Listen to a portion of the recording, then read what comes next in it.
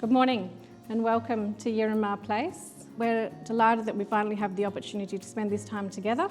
At the heart of the Foundation's criminal justice strategy is our vision to reduce the rate of incarceration with a focus on First Nations young people. We know that disadvantage cannot be disentangled from the dynamics in the criminal justice system and other employment, housing, health and social services. Please welcome Leanne to the stage.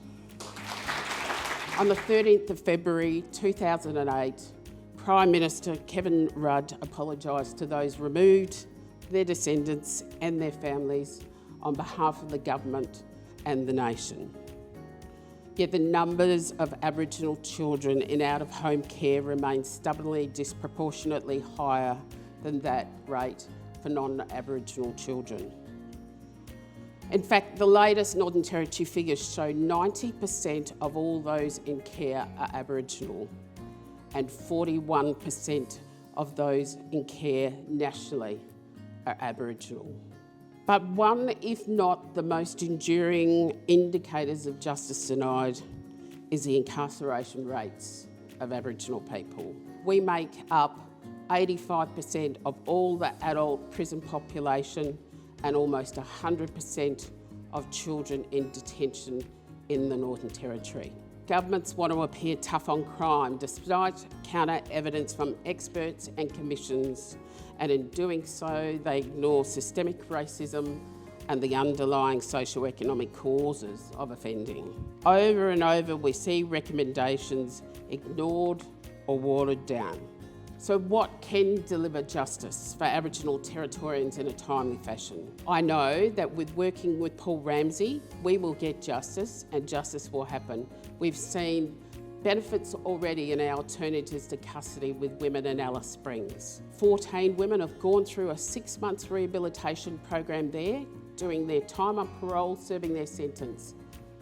All but one of those women have not returned to the justice system. They have been employed, they have been given their children back that were previously in care. Collectively, it's these sorts of programs and projects that I believe will be the key to unlocking the justice and addressing the inequity in the justice system that Aboriginal people face every day.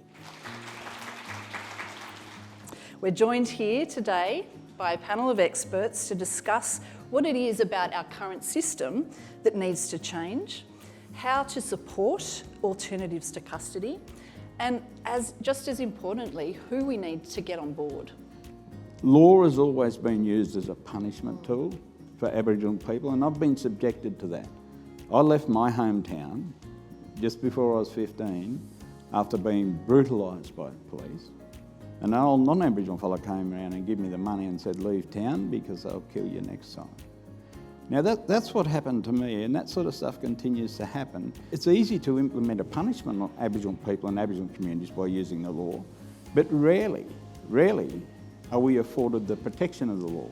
I think it would be much more helpful for the media perhaps to inform the public about, one, understanding the plight and the experience of these kids, and two, that there are more cost-effective and humane ways of treating young offenders. If we don't do that, the only thing we know is those kids will go on to continue to reoffend, they will end up in adult prisons.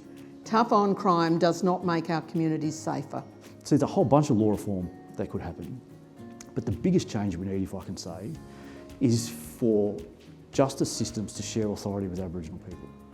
Our community should determine how they get policed, they should determine how people service bail, they should determine how people are sentenced, and they should determine the kinds of penalties that they get.